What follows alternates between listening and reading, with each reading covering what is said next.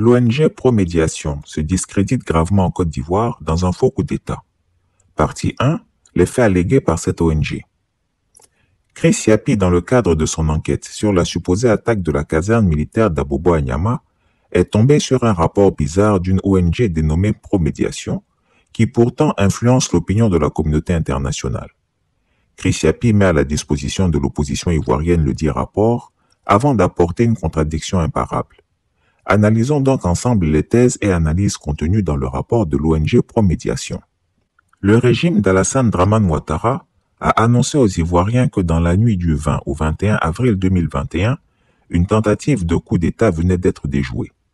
L'événement majeur allégué en faveur de cette supposée tentative de coup d'État, c'est l'attaque du camp militaire du 2e bataillon d'Abobo à Niama par un groupe d'individus non identifiés, armés de 3 machettes neuves et d'un vieux fusil Kalachnikov.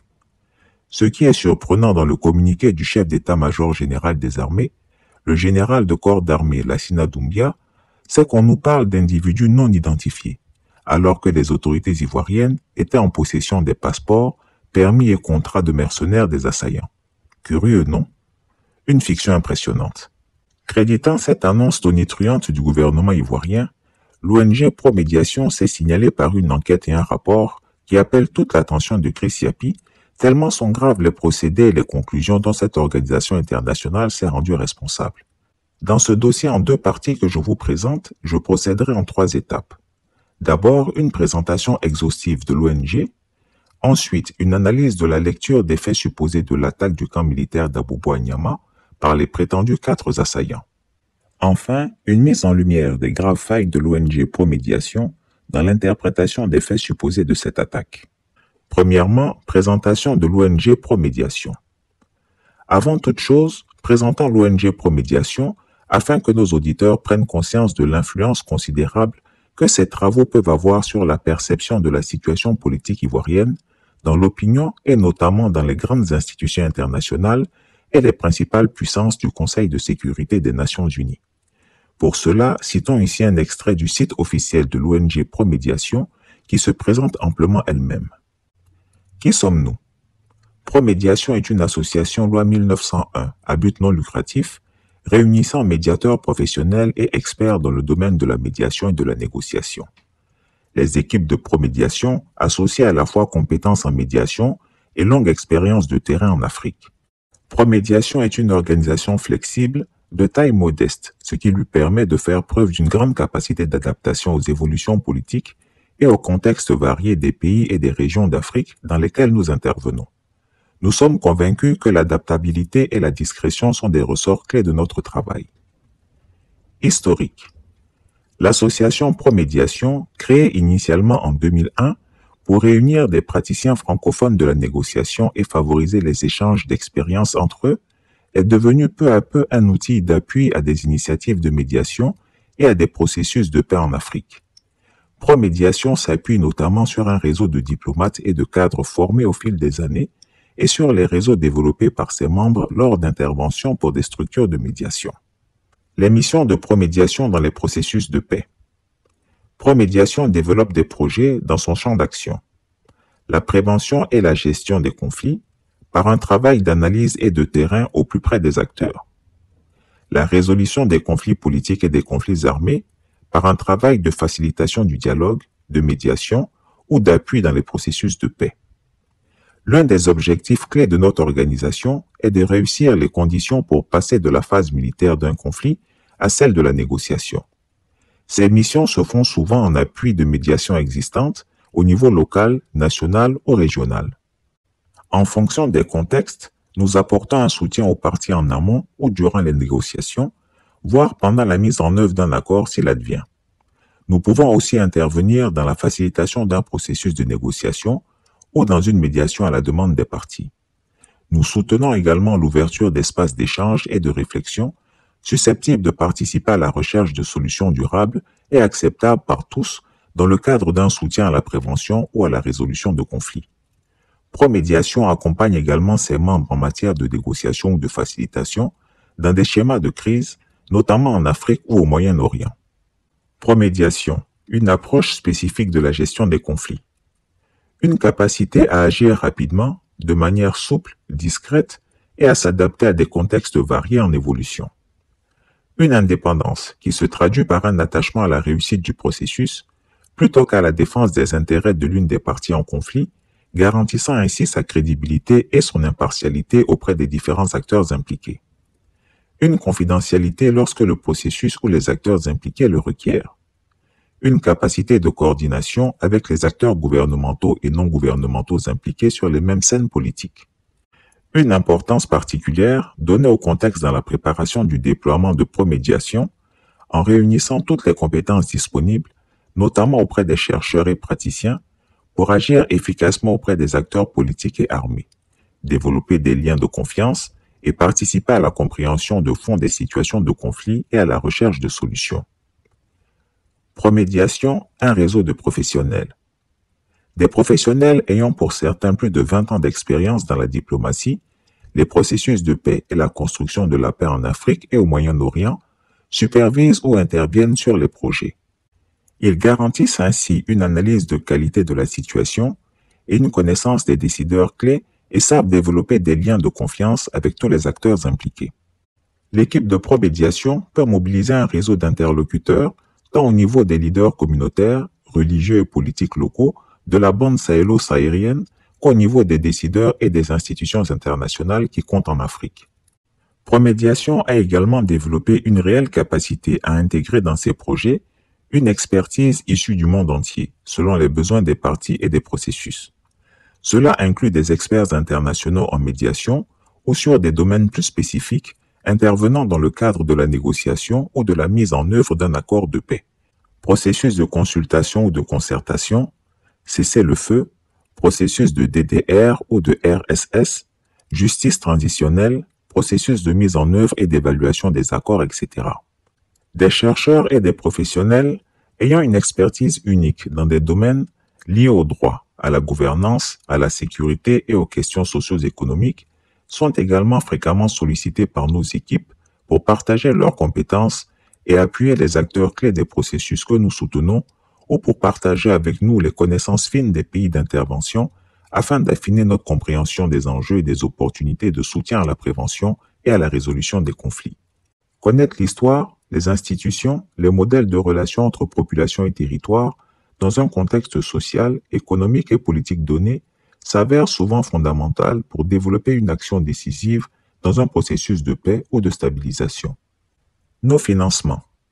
Promédiation est soutenue depuis plusieurs années par la division Paix et Réconciliation du ministère des Affaires étrangères du Royaume de Norvège, l'Union européenne avec le Trust Fund Sahel et instruments contribuant à la stabilité et à la paix notamment, ainsi que le ministère de l'Europe et des Affaires étrangères français, Centre de crise et de soutien, l'Agence belge de développement, le Programme pour le développement des Nations unies, la Konrad Adenauer Stiftung. À l'occasion des séminaires Sahel-Maghreb qu'elle organise avec le Centre 4S, elle a également bénéficié d'un financement du ministère des Affaires étrangères du Royaume des Pays-Bas, ambassade des Pays-Bas en Libye, et du Centre de crise et de soutien, France. Au titre des partenariats et dans le cadre de sa stratégie d'alliance et de renforcement des synergies, notamment sur les scènes de médiation, Promédiation a passé de nombreux mémorandums d'entente avec des organisations de médiation, des acteurs publics, des associations de la société civile et des think tanks, et en particulier le Centre 4S, ECES et Sant'Egidio. Fin de citation.